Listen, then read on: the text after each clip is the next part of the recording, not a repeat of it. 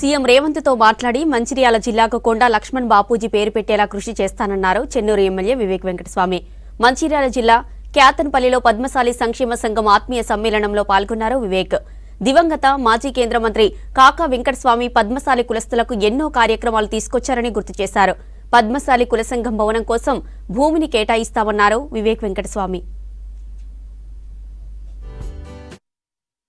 వారు రాజకీయాలలో ఉన్నప్పుడు ఎప్పుడు కూడా కొండా లక్ష్మణ్ బాపూజీ గారిని గుర్తు చేసుకునేవారు.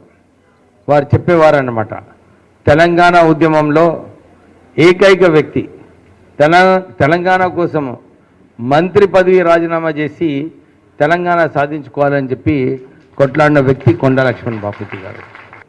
అదే సమయంలో కొండా లక్ష్మణ్ బాపూజీ గారు 92 సంవత్సరాలు ఉన్నప్పటికీ కూడా వారు ఢిల్లీకి వచ్చి ఒక హాఫ్ డే పొద్దుటి నుంచి మధ్యాహ్నం వరకు నిరాదీక్ష చేసి తెలంగాణ ఇవ్వాలని చెప్పి కొట్లాడిన వ్యక్తి కొండా లక్ష్మణ్ బాపూజీ గారు.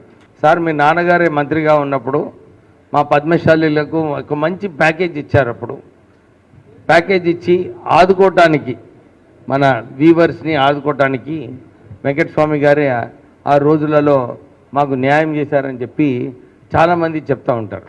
సార్, మీ నాన్నగారు ఆ రోజులలో మాకు సాయం చేశారు, మేము డెఫినెట్లీ మీకు ఓటు వేస్తామని చెప్పి చాలామంది చెప్పడం జరిగింది. మాకు ఒక భూమి కేటాయించాలి, మాకు భూమి కేటాయిస్తే మేము ఒక భవనం కట్టుకుంటామని చెప్పి ఏదైతే మీ ఆలోచన ఉందో, ఈ భవనం కట్టాలి, ఈ ల్యాండ్ కేటాయించాలని చెప్పి వారు ఏదైతే చెప్పినారో మేమిద్దరం కలిసి సింగరేణి సంస్థకు మాట్లాడి మీరు ఎట్లన్నా ఒక ఎకరం భూమి మన పద్మశాలీలకు మీరు అలాట్ చేయాలని చెప్పి డెఫినెట్లీ ప్రయత్నం చేస్తాను. కొండా లక్ష్మణ్ బాపూజీ గారి స్టాచ్యూ కూడా అడిగినారు. కొండా లక్ష్మణ్ బాపూజీ గారి జిల్లా పేరు కూడా, ఈ మంచిర్యాల జిల్లా పేరు కూడా కొండా లక్ష్మణ్ బాపూజీ గారిది పెట్టాలని చెప్పి మీరు ఏదైతే కోరిక చేసినారో, నేను మొన్ననే ముఖ్యమంత్రి గారితో మాట్లాడేటప్పుడు చెప్పినాను, తెలంగాణ గురించి ఎవరైతే త్యాగాలు చేశారో, తెలంగాణ గురించి ఎవరైతే కొట్లాడారో వాళ్ళనందరినీ కూడా గౌరవించే అవసరం ఉన్నది.